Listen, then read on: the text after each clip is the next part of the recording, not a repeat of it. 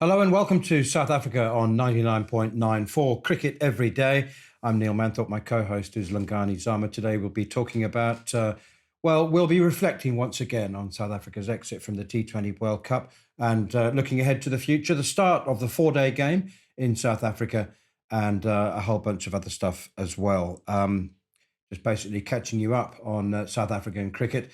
South Africa on 99.94 is your home for South African content. And we'll be dropping into your podcast a couple of times every week. We have just had a week off. Lungani had some family matters to attend to. Nothing serious, I'm delighted to say. But also, if you get a chance, do check out the Mitch Johnson show, where the former Aussie talks about his life inside and outside of cricket. If you haven't seen that already, you can find it wherever you listen to your podcasts or on YouTube. So thanks for joining the conversation.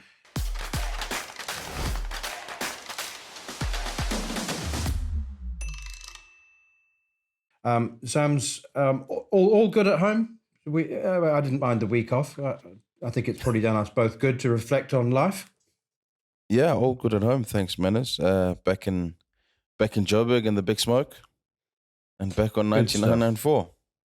Absolutely. Well, look, let's talk about Director of Cricket Enoch Nkwe's review into South Africa's exit from the T20 World Cup. I have to say that most people that I've spoke to was just been a massive shrug of the shoulders thinking and saying, why? But I got the impression from him that it was far more than just a box ticking exercise. I mean, it is something that needs to be addressed. You described it as the most embarrassing day in South Africa's cricket history. I mean, there have been a few. I'll take it post-isolation history. So it does need to be addressed, and fans are angry, and I guess they want answers. So how would you go about this review? There's been no word of the panel that he said that he would put together, this board of investigators. Have you heard any news, and how do you think it should be conducted? No news at all, which is a concern because the test team, which is a lot of those players were at the World Cup as well, or at least half, about to leave for Australia in a week. And you would think that a sincere review would definitely have those players involved. They were in that change room, they were in that team. They best placed to say what went wrong, what changed on the day. You can bring in all the experts you want.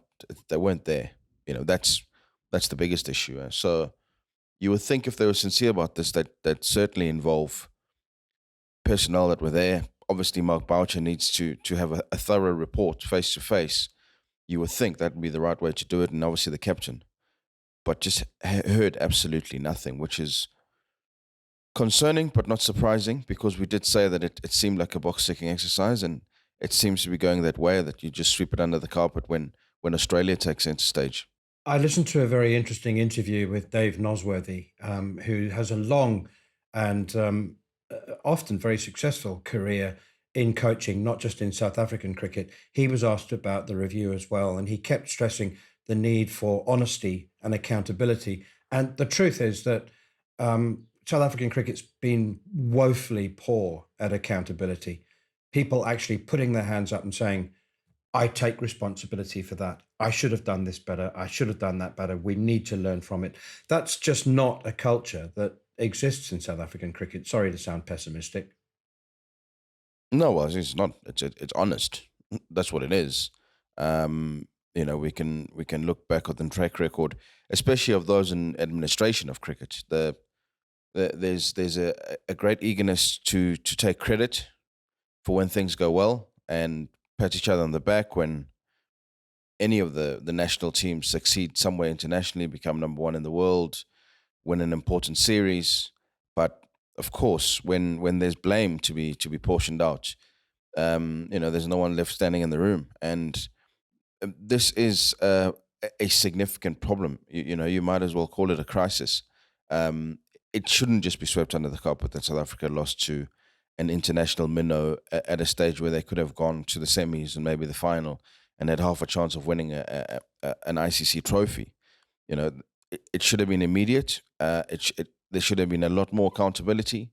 You would have even thought that at that press conference, there would have been steps taken already to say exactly what's going to happen and really be transparent about it. But naturally, when there's a failure to deal with, none of the suits were anywhere in the picture. Enoch and Temba were left to face the music, and it's sad but not surprising.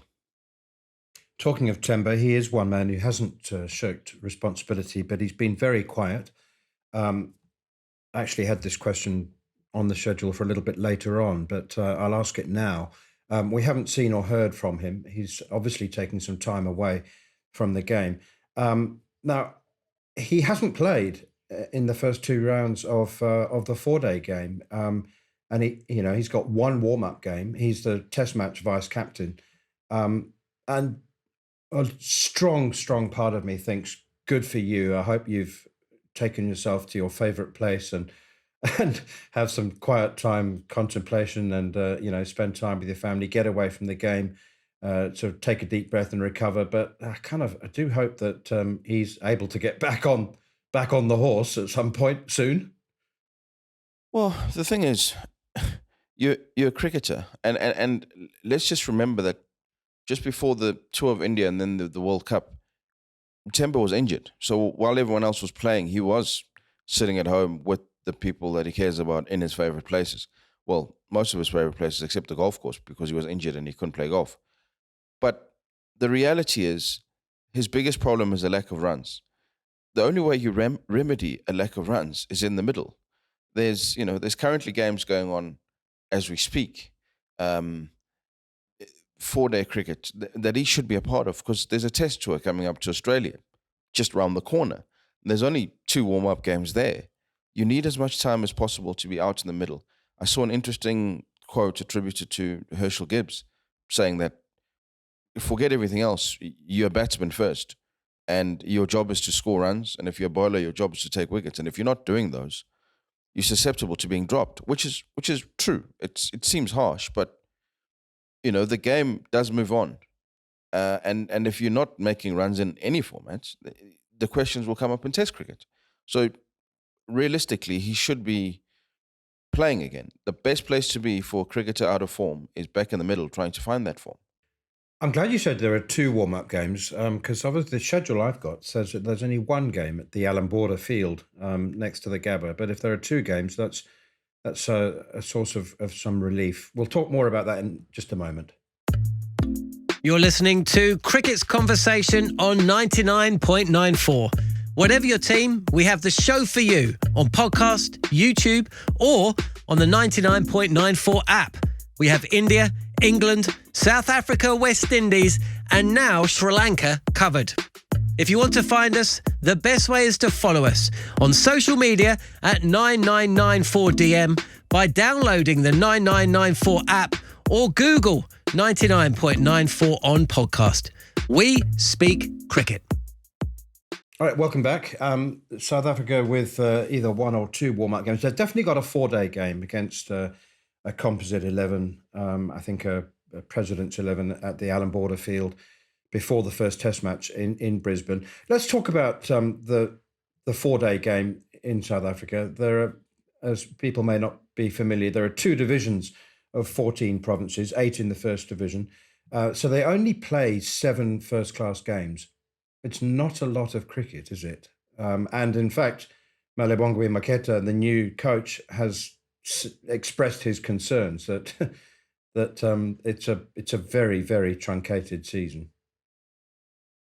It's almost as if the organisers knew that we'd be playing a handful of Test matches over the next few years and said, well, Red Bull will be prorated accordingly. We'll play a truckload of T20 cricket because that's all we'll do. We'll play some 50-over cricket because there's a World Cup coming up. And then every now and then we'll play a bit of Red Bull just to say that we still care about the longest format. But it is not enough.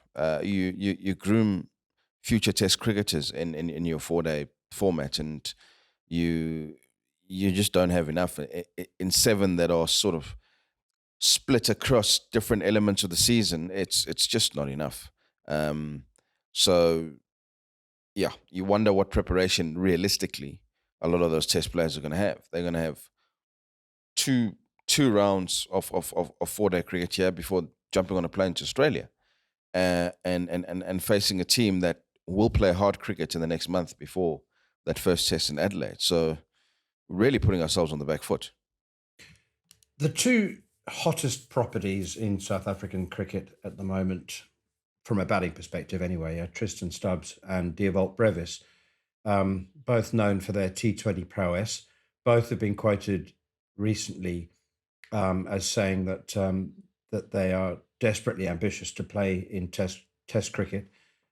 Brevis particularly said that expressed his belief that it was the highest, purest form of the game, and that he didn't want to be just labelled as a T20 cricketer, even though it's made him a millionaire.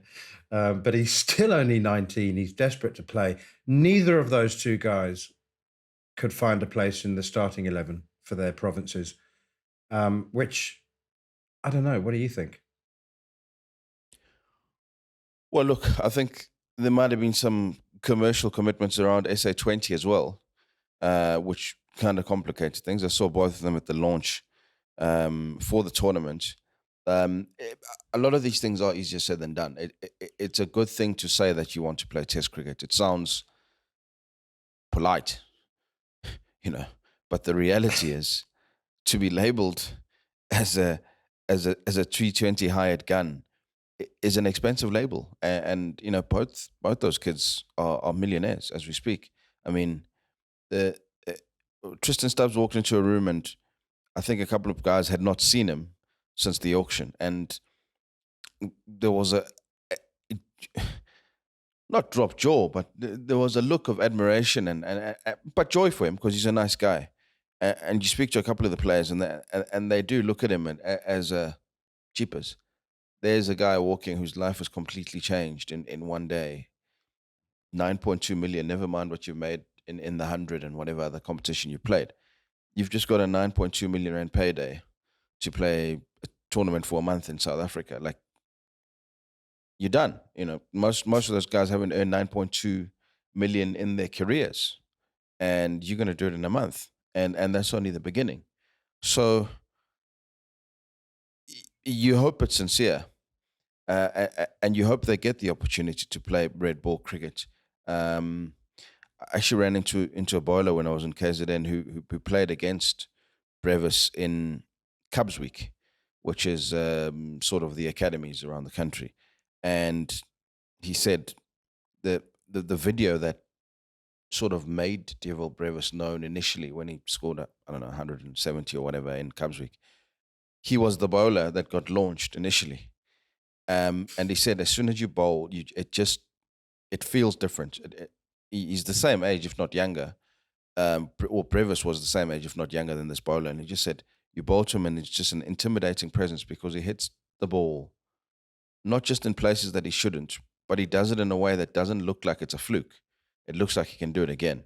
So he's got all the shots in red and white ball. We've only seen white ball. You hope they find a way and he finds a way to slot it in, because it'd be very interesting to see him play without the limitations of 20 overs. And we can just have a day of Brevis really lighting the park up.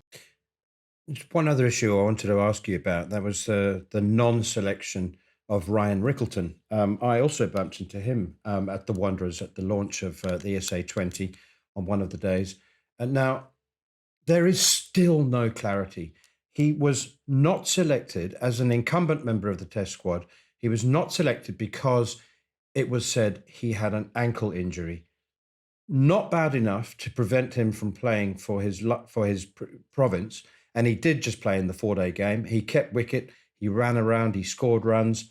My understanding is that it's a chronic condition of his ankle, which has been there for years and just requires management.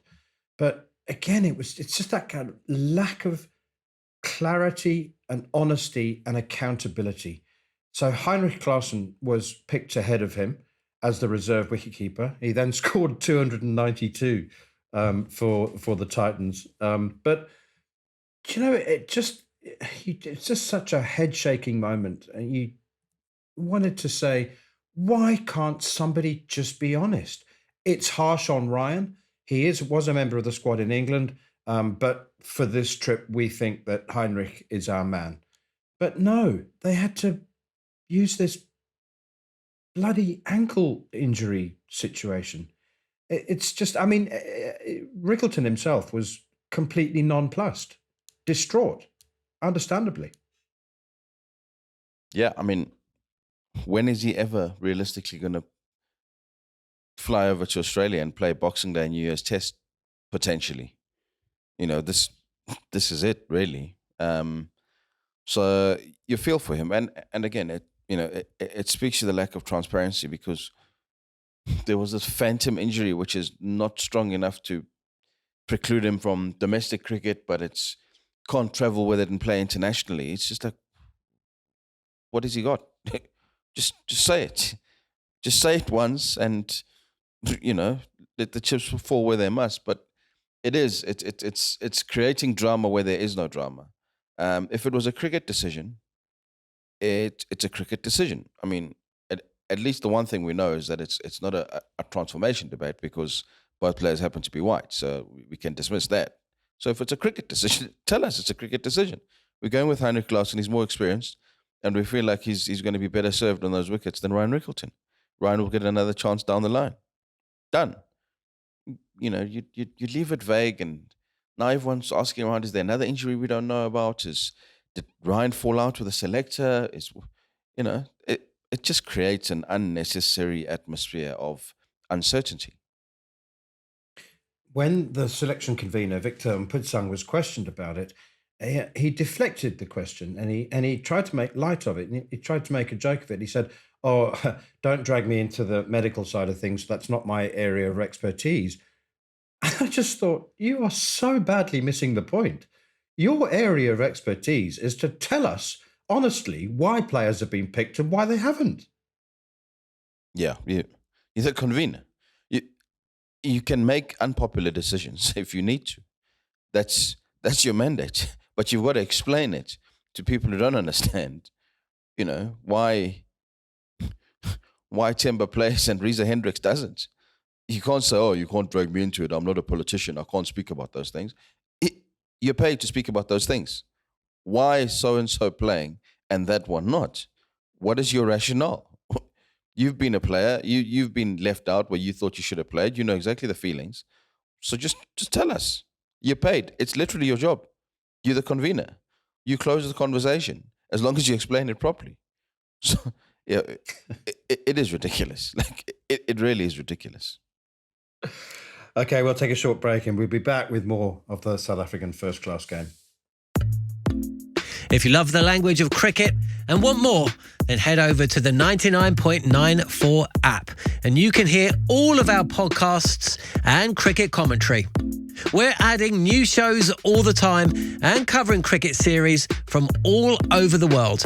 Be the first to hear all of our announcements by following us on social media at 9994DM. Welcome to Cricket's Conversation. So, Sams, how do you see the future of the first class game in South Africa? I mean, as I just mentioned, we've got two divisions, and I just struggle to see how the first class game is going to be sustainable going into the future. I mean, one of the reasons that there's only one round of games, there's only 7 games in the first division, is cost. And I think so much of the way that we've viewed the game needs to be revisited. I'm talking about Tristan Stubbs and Dewald Brevis, T20 specialists, and whether they can play first class cricket, whether they want to play first class cricket and test cricket.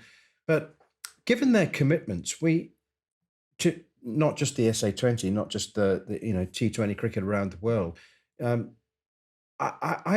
whole subject of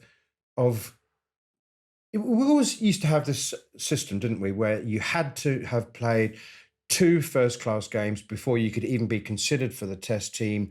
And if somebody was coming back from injury, we had all these protocols in place. Then they had to play a 4-day game. And even if, one of the star players, I remember one time, Brian McMillan, many years ago in the 90s, had recovered from an injury.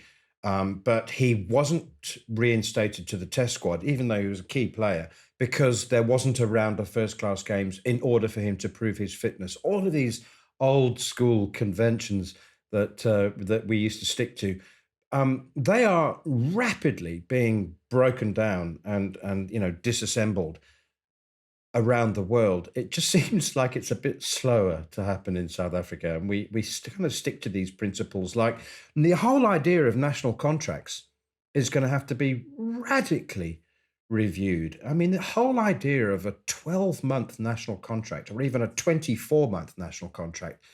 If you're a T20 specialist, why on earth would you sign one? Why? I mean, I think we need to be in a situation where we're offering players a contract for a tour. Do you agree?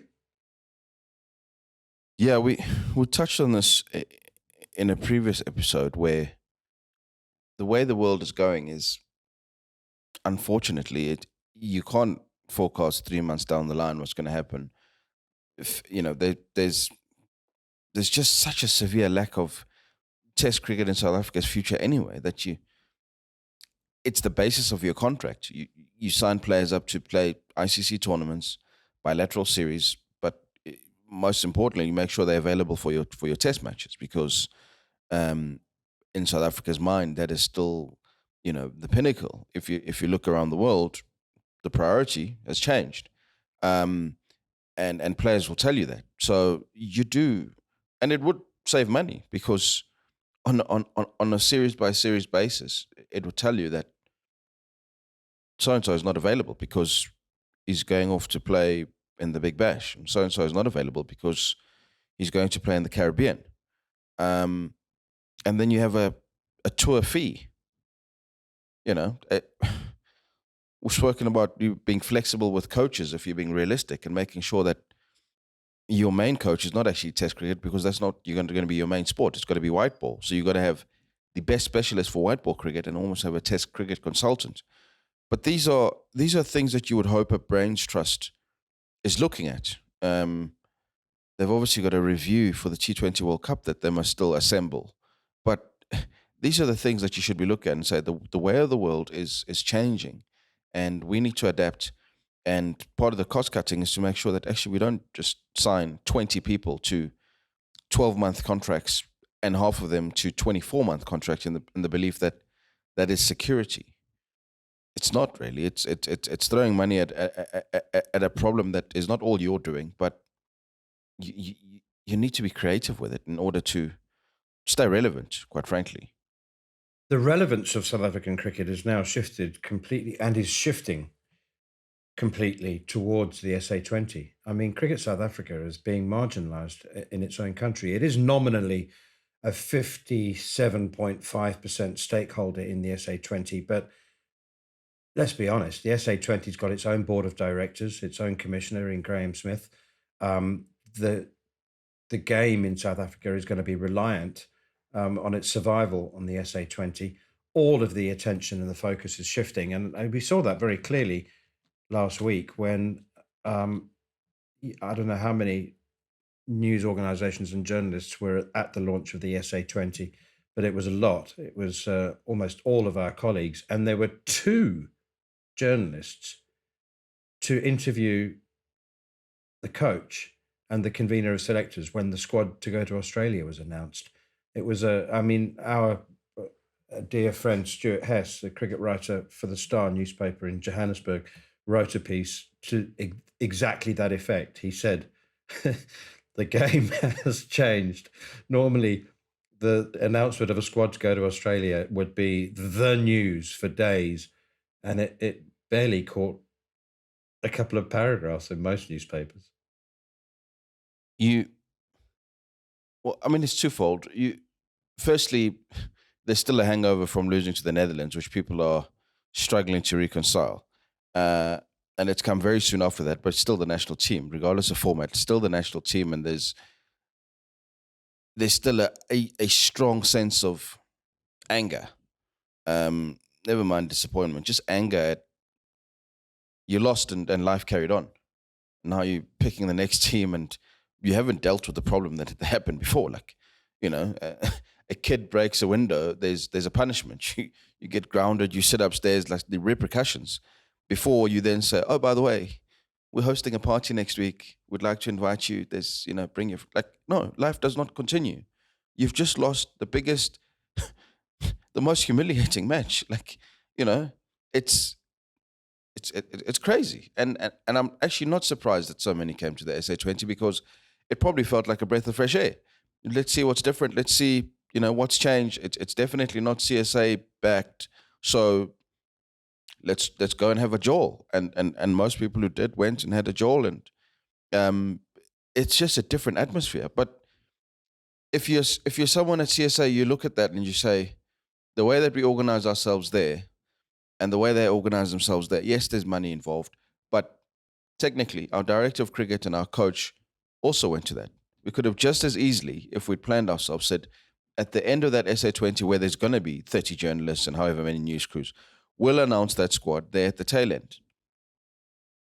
Link it to the event. Don't separate them and isolate yourselves and make yourselves look terrible. 2 journalists turning up to a test tour announcement to Australia. I mean, it's embarrassing. And we keep using the word, but really it is. It shows you how low the stock of that national team is at the moment. It tells you everything. It does. Okay, we'll be back in a couple of days' time. I'm going to talk to you a lot more about the SA20, because you are, well, I won't say you're embedded, but you're heavily involved in the promotion of the tournament. So we'll talk about that in a couple of days. But for now, thanks for listening to South Africa on 99.94. We speak cricket every day, most days anyway. Please do rate, review and subscribe wherever you get your podcasts. Don't forget you can download the 99.94 app and follow us on Twitter at Neil Manthorpe and at Wamzam17. That's all for now.